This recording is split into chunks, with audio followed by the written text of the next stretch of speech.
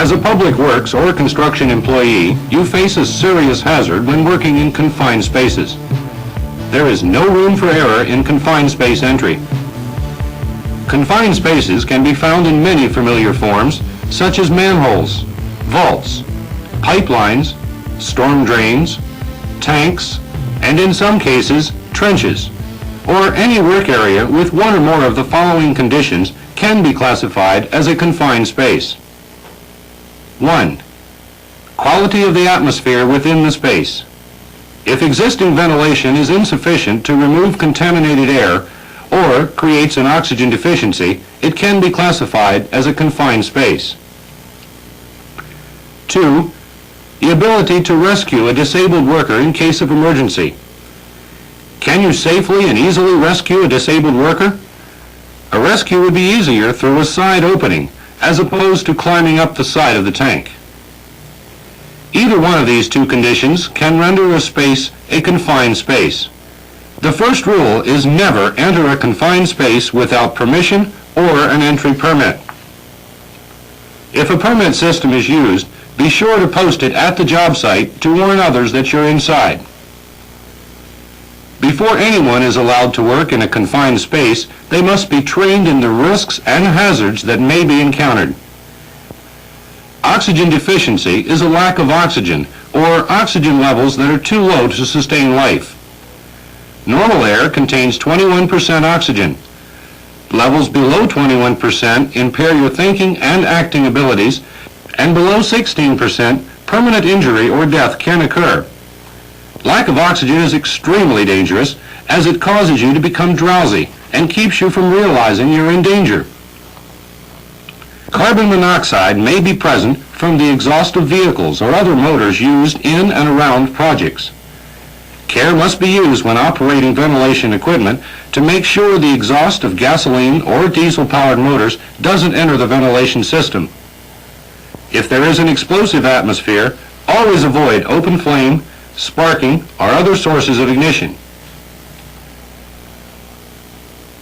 Carbon dioxide, caused by rotting vegetation, may also exist in confined spaces, such as manholes or storm drains.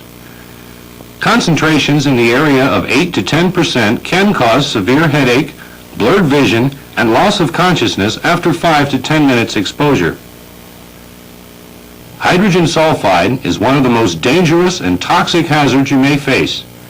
It smells like rotten eggs, and a few breaths of the gas can deaden your sense of smell. Marsh gas, or methane, is generated by decaying matter. It's usually odorless and is an asphyxiant, since it pushes out the oxygen in a confined space. Methane is lighter than air, so it's usually found at the top of the confined space. Sewer gas at the bottom, methane at the top. This reinforces the need to test the air at all levels of the space before entering. If these hazards weren't enough, there's more. How about noise levels in an enclosed area? Heat exhaustion and cramps are common. Exposure to chemicals, solvents, or residues that can irritate your eyes or skin. How about falls from climbing ladders? Ladders over 20 feet high require fall protection. Quite often, falls occur due to sudden, acute exposure to respiratory hazards. Usually odors, oily residue, or unfamiliar conditions may signal a problem. Illegal dumping of hazardous waste may be found in storm drains, manholes, and sewers. Be sure to consult your supervisor if you're not sure or have any questions. Once you've tested for appropriate hazards and tests are within normal or safe limits, you're ready to go to work. Let's quickly review the basics of confined space safety. Always follow your organization's policies and procedures. Never enter a confined space without permission and training. Leave the area immediately if you feel ill, such as dizziness or lightheadedness. Never smoke in or around confined spaces. Test the atmosphere for hazardous gases or oxygen deficiency.